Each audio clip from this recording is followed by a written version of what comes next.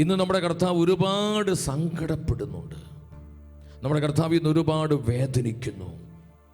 താൻ തെരഞ്ഞെടുത്തവരെ പ്രതി, തൻ്റെ കുടുംബങ്ങളെ പ്രതി,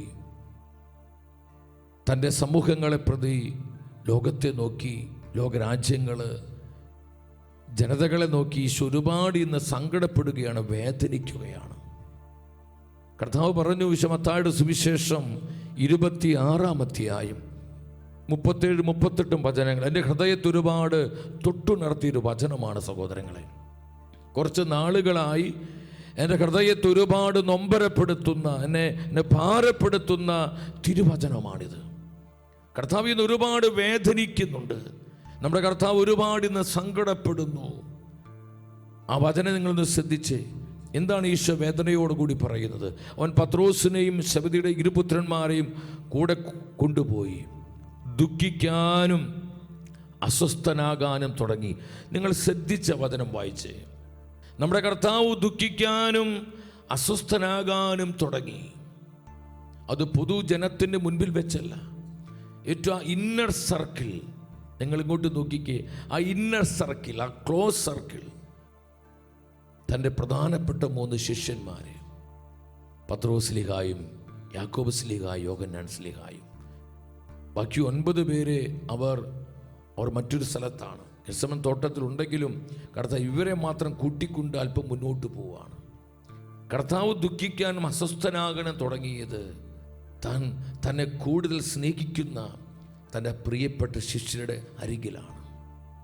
ഇന്നും ഇതുപോലെ കർത്താവിൻ്റെ ഹൃദയ നൊമ്പരങ്ങൾ, തൻ്റെ ഹൃദയത്തിൻ്റെ വേദനകൾ, തൻ്റെ ഹൃദയത്തിൻ്റെ രഹസ്യങ്ങൾ ഈശോ വെളിപ്പെടുത്തുന്നതും ഈശോ അതിനെക്കുറിച്ച് സംസാരിക്കുന്നതും തന്നെ അധികമായി സ്നേഹിക്കുന്ന, തന്നോട് വിശ്വസ്തത പുലർത്തുന്ന ആത്മാക്കൾക്കാണ് ഈ രഹസ്യങ്ങൾ കർത്താവ് വെളിപ്പെടുത്തി കൊടുക്കുന്നത്. വിശ്വസിച്ച് ആമേൻ പറഞ്ഞേ.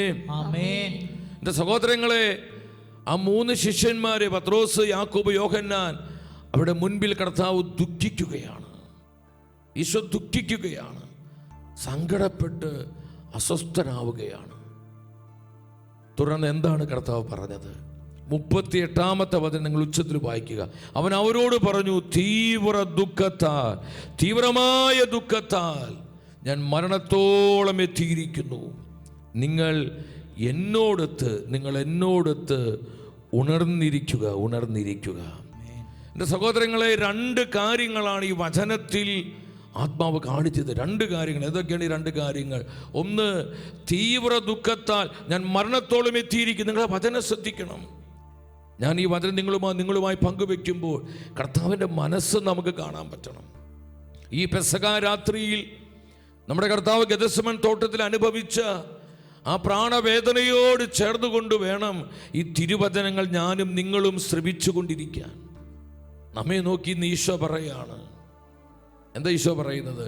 തീവ്ര ദുഃഖത്താൽ ഞാൻ മരണത്തോളം എത്തിയിരിക്കുന്നു. മരണതുല്യമായ വേദന ഇന്ന് നമ്മുടെ കർത്താവിനുണ്ട്. എൻ്റെ പ്രിയപ്പെട്ടവരെ, ഇത് നമ്മൾ മറന്നു പോകരുത്. ഈശോ മരണതുല്യമായ വേദന അനുഭവിക്കുന്നു നമ്മുടെ കുടുംബങ്ങളെ ഓർത്ത്. കുടുംബങ്ങളിലെ തകർച്ചകൾ, അസ്വസ്ഥതകൾ, കലഹങ്ങൾ, അശുദ്ധികൾ, അവിശ്വസ്തതകൾ, നമ്മുടെ കുടുംബങ്ങളിൽ നടമാടുന്ന പലവിധത്തിലുള്ള അനുസരണക്കേടുകൾ, ഇതിനെക്കുറിച്ചെല്ലാം കർത്താവ് ഒരുപാട് വേദനിക്കുന്നു.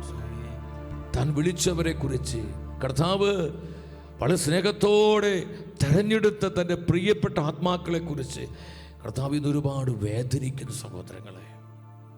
രണ്ടാമത് കർത്താവ് പറയാണ്, ഈ വേദനയ്ക്ക് പരിഹാരമായി കർത്താവിൻ്റെ ഈ മരണതുല്യമായ വേദനയെ ശമിപ്പിക്കുവാൻ, കർത്താവിൻ്റെ മുറിവേറ്റിരിക്കുന്ന ഹൃദയത്തെ ആശ്വസിപ്പിക്കുവാൻ എന്താണ് നമ്മോട് കർത്താവ് പറയുന്നത്? നിങ്ങൾ എന്നോടൊത്ത് ഉണർന്നിരിക്കുക. എല്ലാവരും ഉച്ചത്തിൽ പറഞ്ഞേ, നിങ്ങൾ എന്നോടൊത്ത് ഉണർന്നിരിക്കുക. ഇവിടെ സ്വരത്തിൽ പറഞ്ഞ്, നിങ്ങൾ എന്നോടൊത്ത് ഉണർന്നിരിക്കുക. സ്നേഹത്തോടെ വേണം അവിടുത്തെ തിരുമുൻപിൽ നമ്മളായിരിക്കാം. നിങ്ങൾ എന്നോടൊപ്പം ഉണർന്നിരിക്കുക. ഞാൻ മരണതുല്യമായ വേദന അനുഭവിക്കുന്നു. ഇന്ന് കർത്താവ് ഒരുപാട് സങ്കടപ്പെട്ട് ഈശോ നിലവിളിക്കുന്നുണ്ട്. ഈശോ ഒന്ന് വേദനിച്ച് കരയുന്നുണ്ട് സഹോദരങ്ങളെ. കുരിശിൽ കിടന്ന് ഈശോ നിലവിളിച്ചില്ലേ? മാർക്കോസിന്റെ സുവിശേഷം അവിടെ വചനം പഠിപ്പിക്കുന്നു, മാർക്കോസിന് സുവിശേഷം 15-ാം അധ്യായം 34-ാമത്തെ വചനം, 15:34.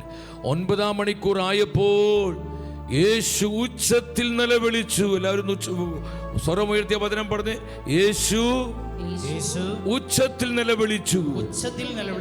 യേശു ഉച്ചത്തിൽ നിലവിളിച്ചു. സ്വരം വലിയ സ്വരത്തിൽ നിലവിളിക്കുകയാണ്. ഏൽ ഏൽ ലാമാ സബക്തനി, അപ്പാ എന്റെ ദൈവമേ. ഉച്ചത്തിൽ നിലവിളിച്ചു. നിങ്ങൾ ശ്രദ്ധിച്ച വചന സഹോദരങ്ങളെ, കർത്താവിന്റെ നിലവിളി നമുക്ക് കേൾക്കാൻ പറ്റുന്നുണ്ടോ? കർത്താവിന്റെ കണ്ണുനീര് നമുക്ക് കാണാൻ പറ്റുന്നുണ്ടോ?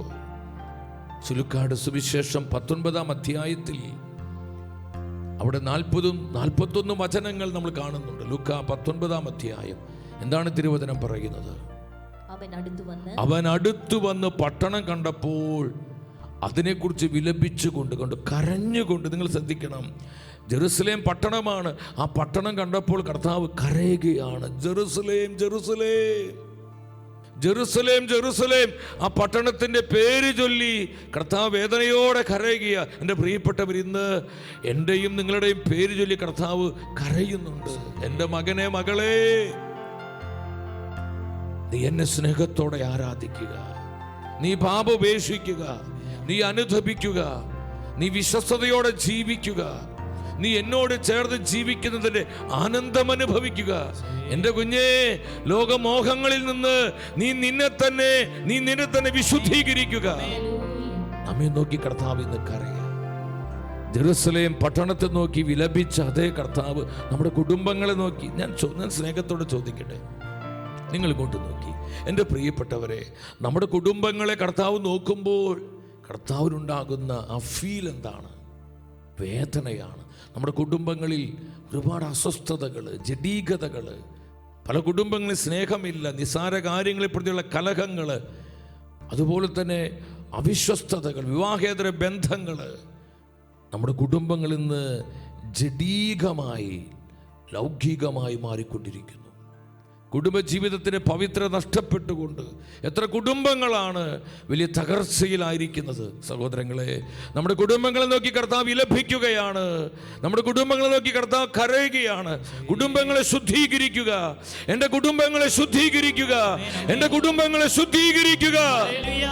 സഹോദരങ്ങളെ, കർത്താവിൻ്റെ ഈ വിലാപ സ്വരം നമ്മൾ കേൾക്കാം. എൻ്റെ കുടുംബങ്ങളെ ശുദ്ധീകരിക്കുക. ഇത് ശുദ്ധീകരണത്തിൻ്റെ സമയമാണ്. ഇത് ശുദ്ധീകരിക്കപ്പെടാനുള്ള നിമിഷങ്ങളാണ്. എൻ്റെ കുടുംബങ്ങളെ ശുദ്ധീകരിക്കുക, എൻ്റെ തെരഞ്ഞെടുക്കപ്പെട്ടവരെ ശുദ്ധീകരിക്കുക, എൻ്റെ യുവജനങ്ങളെ ശുദ്ധീകരിക്കുക, എൻ്റെ തലമുറകളെ ശുദ്ധീകരിക്കുക, എൻ്റെ സഭയെ ശുദ്ധീകരിക്കുക. ശുദ്ധീകരണത്തിൻ്റെ നാളുകൾ കർത്താവ് ഉച്ചത്തിൽ നിലവിളിച്ചു. കർത്താവ് നിലവിളിയോടെ പറയാണ്, നിങ്ങൾ എന്നോടൊപ്പം ഉണർന്നിരിക്കുക, നിങ്ങൾ നിങ്ങളെ തന്നെ ശുദ്ധീകരിക്കുക, കുടുംബങ്ങളെ ശുദ്ധീകരിക്കുക.